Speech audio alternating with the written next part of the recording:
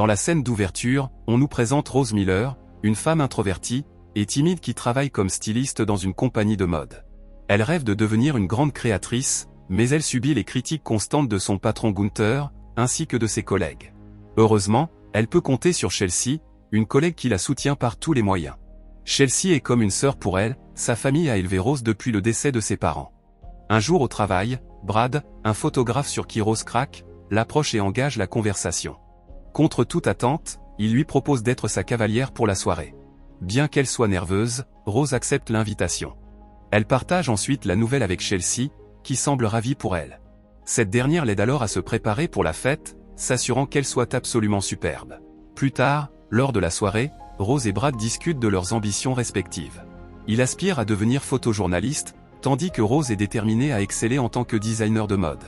Après un moment, Brad s'en va lui chercher un verre. Rose se rend aux toilettes, et alors qu'elle se trouve dans une cabine, elle surprend par inadvertance deux mannequins en train de parler d'elle. Elle révèle que c'est en réalité Chelsea qui a organisé ce rencard par pure pitié. Furieuse de cette révélation, Rose confronte Chelsea, qui persiste en disant qu'elle voulait seulement l'aider. Cependant, Rose rejette ses excuses, déclarant qu'elle ne veut plus de sa charité. Elle part alors furieusement sur son scooter. Cependant, aveuglée par la douleur, elle subit un accident de la route traumatisant. Dans la scène suivante, Rose se réveille sur un lit d'hôpital, le visage lourdement bandé. Le médecin l'informe que son visage, et plus particulièrement sa mâchoire, est définitivement défiguré à cause de l'accident. Elle ne pourra pas ouvrir la bouche pendant plusieurs semaines.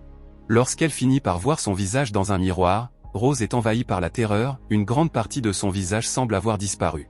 Franchement, je suis content de ne pas regarder ça. Elle est totalement dévastée, car son rêve de toujours devenir une créatrice de mode renommée, vient de voler en éclats. Malgré tout, Chelsea fait de son mieux pour la consoler, insistant sur le fait qu'elle est toujours en vie, ce qui est le plus important. Quelques jours plus tard, Rose sort de l'hôpital et Chelsea la ramène chez elle, pour la soutenir émotionnellement durant sa convalescence. Malgré la présence de Chelsea, Rose reste dépressive, et fond souvent en larmes face à son reflet. Au fil du temps, Rose tente de s'adapter, mais sa blessure faciale continue de la faire souffrir. Chaque fois qu'elle mange, elle doit d'abord mixer sa nourriture, puis l'injecter dans sa bouche. De plus, elle est obligée d'utiliser du carton et un marqueur comme seul moyen de communication. Un jour, en consultant ses emails, Rose tombe sur une invitation de l'Institut Burroughs, qui l'initie au concept de transhumanisme. Cette idéologie explore l'idée que le corps humain peut être régénéré grâce à la science. De plus, l'Institut fait une offre à Rose, ils lui promettent une couverture médicale gratuite à vie, en échange de sa participation à une procédure expérimentale. En apprenant cette opportunité, Rose décide de se rendre à l'Institut Burroughs dès le lendemain, espérant trouver une solution pour son visage disfiguré. Sur place, elle passe un examen avec le docteur William Burroughs, qui lui explique qu'il prévoit de régénérer son corps et son apparence physique, grâce à un processus expérimental de manipulation de cellules souches. Bien qu'hésitante et effrayée au départ, Rose finit par accepter de subir cette chirurgie inhabituelle. Le lendemain, le processus expérimental commence. Le personnel médical, vêtu de robe rouge, mène l'opération en appliquant une substance gélatineuse sur la plaie de Rose. Une fois l'intervention terminée, elle est transférée dans une salle de réveil pour se reposer et récupérer. Durant cette période, Brad rend visite à la clinique pour voir Rose, mais avant leur rencontre, il est intercepté par le docteur William pour une discussion privée. Quelques jours plus tard, Rose se réveille et découvre son visage enveloppé sous des bandages, comme auparavant. Elle se précipite devant le miroir et retire les bandes, pour assister à une surprise remarquable, son visage a été entièrement restauré, et elle apparaît désormais encore plus belle qu'avant. Elle est folle de joie de voir sa peau éclatante, et en plus, elle n'a même plus besoin de ses lunettes. À la suite de cela, elle se promène au bord de la piscine, où elle croise un acteur de télévision nommé Dominique. Elle s'approche de lui et commence brusquement à l'embrasser. L'acte est si intense que Dominique se met à saigner des lèvres. Se sentant coupable, Rose quitte précipitamment les lieux. Le lendemain, elle raconte son expérience au docteur William, mais il affirme que ce n'était qu'une hallucination, provenant probablement des effets secondaires de la chirurgie. Le médecin lui prescrit alors différents médicaments et des mélanges de protéines, tout en l'avertissant qu'elle pourrait avoir des nausées, des vertiges et des hallucinations vives. Maintenant que tout semble être rentré dans l'ordre, Rose sort de la clinique. Elle rassemble ses affaires et rejoint Chelsea, qui est stupéfaite par sa transformation. Dans la scène suivante, une Rose pleine d'assurance commence à se consacrer à sa passion de styliste. Sa créativité et ses performances professionnelles semblent s'être considérablement améliorées, lui permettant de concevoir des designs exceptionnels. Tout en travaillant, elle se souvient des humiliations passées de son patron et de ses collègues, utilisant ces souvenirs comme moteur pour se surpasser. Un jour, Brad rend visite à Rose, et reste immédiatement bouche bée devant sa transformation frappante. Il s'excuse pour les événements passés et lui propose un nouveau rendez-vous. Cependant, Rose, toujours blessée, décline sa proposition. Plus tard dans la soirée, elle et Chelsea décident d'aller se décompresser dans un bar. Là-bas, elle tombe par hasard sur Gunther, qui est stupéfait par la nouvelle apparence de Rose. Gunther l'interroge sur sa tenue, et Rose révèle avec fierté qu'il s'agit de sa propre création. Impressionné, il l'invite à revenir travailler et à collaborer sur sa nouvelle collection. À la suite de cela, les filles enchaînent les verres en s'éclatant, jusqu'à ce que Rose entraîne un type au hasard à l'extérieur pour l'embrasser. À ce moment-là, elle devient si agressive qu'elle commence à mordre et à déchiqueter l'homme. Rose se réveille alors brusquement dans son lit, persuadée qu'il s'agissait encore d'une hallucination. Probablement pas, soyons réalistes. La scène coupe ensuite sur Dominique, en plein tournage de film.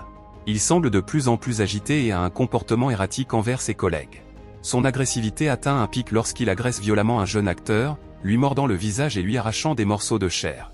D'un autre côté, Rose travaille dans son appartement lorsqu'elle est prise d'une douleur atroce à l'estomac. Elle tente de résister, mais finit par s'effondrer sur le sol, inconsciente. En se réveillant peu après, elle se précipite vers le réfrigérateur, et vide d'un trait le mélange de protéines fourni par le docteur William. Cependant, sa faim persiste et elle développe une envie intense. Résultat, elle sort un morceau de viande crue et se met à en lécher le sang. Plus tard dans la soirée, Rose erre dans les rues et croise un homme nommé Billy, qui vient de se faire jeter d'une boîte de nuit par les videurs. Elle l'approche et lui demande de la raccompagner. Billy accepte et la laisse monter dans sa voiture. Rose fait alors semblant de l'embrasser, mais au lieu de cela, elle lui mord le cou et se met à sucer son sang. Le lendemain matin, elle se réveille dans son appartement et découvre du sang sur sa main, ainsi que sur le manteau qu'elle portait la veille. Cela lui fait réaliser que ce qu'elle prenait pour des hallucinations, pourrait bien être la réalité. Dans la scène suivante, on voit le jeune acteur admis à l'hôpital après avoir été mordu par Dominique. Il devient évident que la morsure l'a infecté avec une sorte de virus, car il se montre soudainement agressif et attaque une infirmière. Il lui arrache les doigts d'un coup de dent, et commence à agresser le reste du personnel qui tente de l'arrêter. Pendant ce temps, Rose rend visite au docteur William pour lui confier ses étranges envies de sang, ses douleurs à l'estomac et ses rêves trop réels. Elle a peur de se transformer lentement en monstre. Pourtant, le docteur la rassure en affirmant que ces rencontres violentes ne sont que des hallucinations. Il lui explique aussi que son changement d'appétit est le résultat de sa chirurgie, et qu'il est normal d'avoir des envies différentes. Rassurée par le docteur, Rose retourne travailler. Gunther examine ses nouveaux designs, qui sont étrangement sombres et sinistres. À sa grande surprise, il est impressionné et le choisit comme pièce maîtresse, pour clôturer leur plus grand défilé de mode annuel. Plus tard, Brad approche à nouveau Rose pour obtenir une seconde chance. Cette fois, elle accepte et ils vont dîner au restaurant. Pendant leur conversation, Rose sent soudain quelque chose d'anormal dans sa bouche. Elle s'éclipse aux toilettes, et en se regardant dans le miroir, elle découvre une dent qui pousse sous sa langue. Ça la fait complètement flipper, alors elle décide de partir. Juste avant son départ, un inconnu fait irruption dans le restaurant et commence à attaquer Rose. Pour la sauver, Brad plaque l'homme et lui fracasse la tête plusieurs fois avec un extincteur. Voilà comment on fait une bonne première impression. Le lendemain matin, Rose se réveille d'un cauchemar où elle se voit se transformer en une entité monstrueuse. Pour se calmer, elle décide de boire un peu de son mélange de protéines. À un moment, la bouteille lui échappe des mains, révélant que son contenu est en fait composé de sang. Paniquée, Rose essaie d'appeler le docteur William, mais elle n'arrive pas à le joindre. Elle prend un moment pour reprendre ses esprits avant de partir au travail. À son arrivée, Gunther félicite Rose pour son design, et choisit Chelsea pour le porter sur le podium, à leur grande joie. Pendant ce temps, à l'hôpital, deux médecins du CDC, Elliot et Riley, discutent de l'épidémie qui frappe la ville et soupçonnent un virus de la rage. Riley pense que la souche mutante est liée à Dominique, qui est maintenant attaché à son lit à cause de sa violence. En réalité, Dominique avait été infecté par le baiser de Rose à la piscine. L'épidémie se propageant partout, le CDC commence à vacciner les gens sains, et à isoler les infectés. Des alertes d'urgence ordonnent aux citoyens de rester chez eux. Malgré tout, Gunther s'en fout et maintient son défilé de mode. Chelsea est introuvable, alors Rose tente de la joindre, mais n'y arrive pas. Le docteur William rappelle Rose et lui demande de venir d'urgence à la clinique, mais elle refuse de rater le show et promet de venir le lendemain. Quand Chelsea arrive enfin, elle est agitée et sa main porte une trace de morsure. Elle essaie de faire bonne figure, mais on sent que ça va craquer. Dehors, Rose est prise d'une douleur d'estomac atroce. Des passants s'arrêtent, Mais au lieu de l'aider, ils se mettent à la filmer. Bah oui, les vues avant les vies, bienvenue au 21e siècle. Soudain, un tentacule bizarre émerge du corps de Rose et attaque un des gars. Brad débarque, maîtrise l'autre curieux et vient en aide à Rose. De façon très pro, il gère le tentacule, fait une injection à Rose et la porte à l'intérieur. L'homme attaqué par le tentacule se relève comme un zombie et entre lui aussi dans le bâtiment. Au bout d'un moment, Rose reprend connaissance, mais n'a aucun souvenir de son petit épisode tentaculaire. Brad la presse d'aller à la clinique, mais elle refuse catégoriquement, elle ne partira pas avant d'avoir vu sa robe clôturer le spectacle. Bien qu'affaiblie et perturbée, Rose rejoint Gunther dans le public. Le défilé commence et les mannequins s'enchaînent sur le podium. Peu après, Chelsea est désormais infectée par le virus s'avance, la bouche pleine de sang. Le public est en transe, persuadé que c'est un effet de style ultra osé. La mode, c'est vraiment un truc de dingue. Elle se dirige droit vers Gunther, lui mord le cou et se met à aspirer son sang. La police débarque rapidement et abat Chelsea. Rose est dévastée par ces horreurs, mais Brad parvient à l'emmener à la clinique. Une fois sur place, Brad informe le docteur William que la situation échappe à tout contrôle, mais ce dernier prétend pouvoir gérer. Rose, qui peine à comprendre ce chaos, culpabilise et craint d'être à l'origine de l'épidémie. Elle a bien compris maintenant que ses hallucinations étaient bien réelles. Malgré cela, le docteur William affirme qu'il peut vaincre la mort grâce à Rose. Il enferme alors le couple dans une pièce et les observe à travers une vitre. C'est là que le docteur révèle la vérité, il a engagé Brad pour surveiller Rose à l'extérieur. Brad a accepté, car la transformation de Rose représentait un scoop incroyable pour sa carrière de photojournaliste.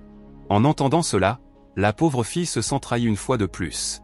Brad tente de se justifier en disant qu'il voulait la protéger, mais c'est un peu tard. Le docteur William active alors un bouton qui vaporise du sang sur Brad.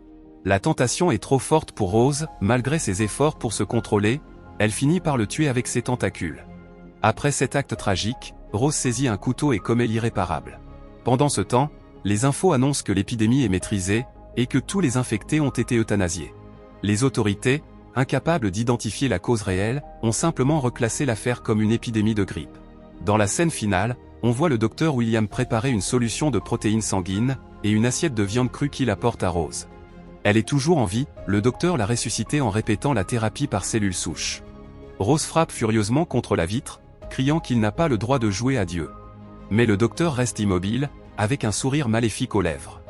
Abonnez-vous pour plus de vidéos comme celle-ci, activez la notification et laissez un like pour aider la chaîne. Merci d'avoir regardé.